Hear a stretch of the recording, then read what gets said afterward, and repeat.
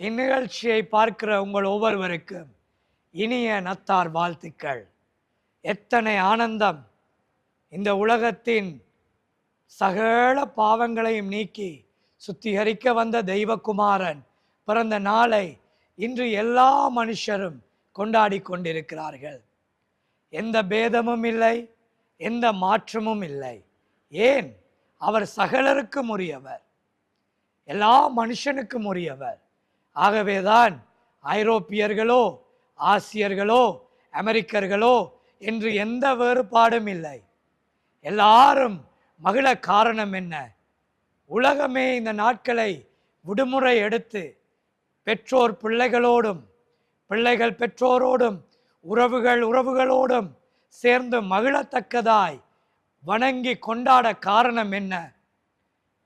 இந்த உலகத்தை படைத்தவர், தீர்க்க தரிசனங்களால் சொல்லப்பட்டவர், இப்படியே மனித அவதாரமாய் வருவேன் என்று சொன்னவர் 2025 வருடங்களுக்கு முன்பாக மனுஷனாக வந்தார். அந்த மகிழ்ச்சி இந்த வருஷங்கள் கழிந்தும் ஒவ்வொரு இல்லங்களுக்குள்ளும் வந்து கொண்டிருக்கிறது. அவர் பிறந்த பொழுது பரத்திலிருந்து வந்த தேவ தூதர்கள் சொன்னார்கள், பூமியிலே சந்தோஷம், மனுஷன் மேல் பிரியம், சமாதானத்தை உண்டு பண்ண இதோ தேவகுமாரன் வந்திருக்கிறார். ஆம், அவரே சமாதான கர்த்தராய் இருப்பதினால் இன்றும் உங்கள் வீட்டுக்குள்ளே அந்த சமாதானத்தை தருவார். மனிதன் மேல் பிரியத்தை கொண்டு வந்தவர், ஒருவரை ஒருவர் நேசித்து வாழ அந்த அன்பை ஒவ்வொருவர் மேலும் தருவார்.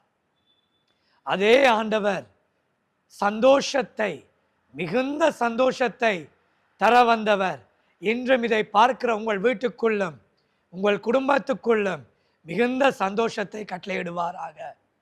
ஆனந்தமாயிருங்கள். உங்கள் பாரங்களையும் உங்கள் கவலைகளையும் நீங்கள் சுமக்காமல் அவர் மேல் சாட்டிவிட்டு இந்த சந்தோஷத்திலே நிலையாயிருப்பீர்களாக.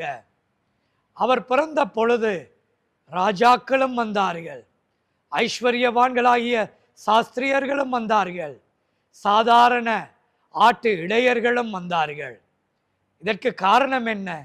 அவரிடம் ஏற்றத்தாழ்வில்லை, சகலரையும் ஒன்றாகவே நேசித்தார். பரத்தின் செய்தி இவ்விருவருக்கும் ஒன்றாகவே வந்தது. தேவ தூதர்கள் மட்டுமல்ல, இயற்கை கூட சாட்சி கொடுத்ததாம். இயற்கை கூட அவர் பிறந்த இடத்தை நட்சத்திரத்தின் மூலம் காண்பித்து இதோ தேவகுமாரன் பிறந்திருக்கிறார் என்று சொல்லி காட்டியது.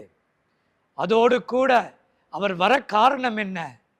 மனிதனுடைய பாவங்கள் சாபங்களால் மனிதன் தவிக்கிறான், அதிலிருந்து அவனுக்கு விடுதலை கொடுக்கவும், இந்த பூமியின் வாழ்க்கைக்கு பின்பதாக நித்திய ஜீவனை அருளவுமே அந்த தெய்வம் மனித அவதாரமாய் பூமிக்கு வந்தார்.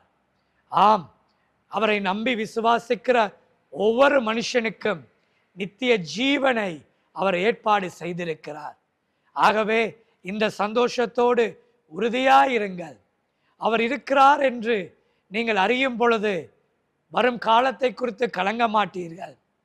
ஐயோ, நாங்கள் என்ன செய்ய போகிறோம், அடுத்த வாரங்களுக்கு, புதிய வருஷங்களை எப்படி நான் முகம் கொடுக்க போகிறேன் என்கிற பயம் உங்களுக்கு இருக்காது. ஏன்?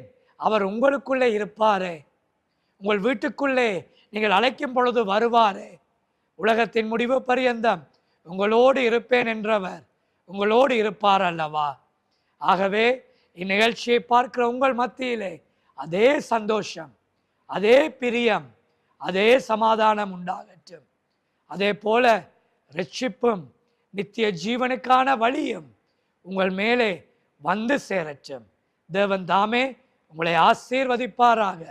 இயேசு ஜீவிக்கிறார் ஊழியத்தின் மூலமும் தலைமை போதகர் சுவிசேஷகர் கலாநிதி ராஜேந்திரம் அவர்கள் சார்பிலும் எங்களுடைய வாழ்த்துக்களை உங்களுக்கு தெரிவிக்கிறோம். தேவன் தாமே உங்கள் ஒவ்வொருவரையும் ஆசீர்வதிப்பாராக. இனிய நத்தார் வாழ்த்துக்கள்.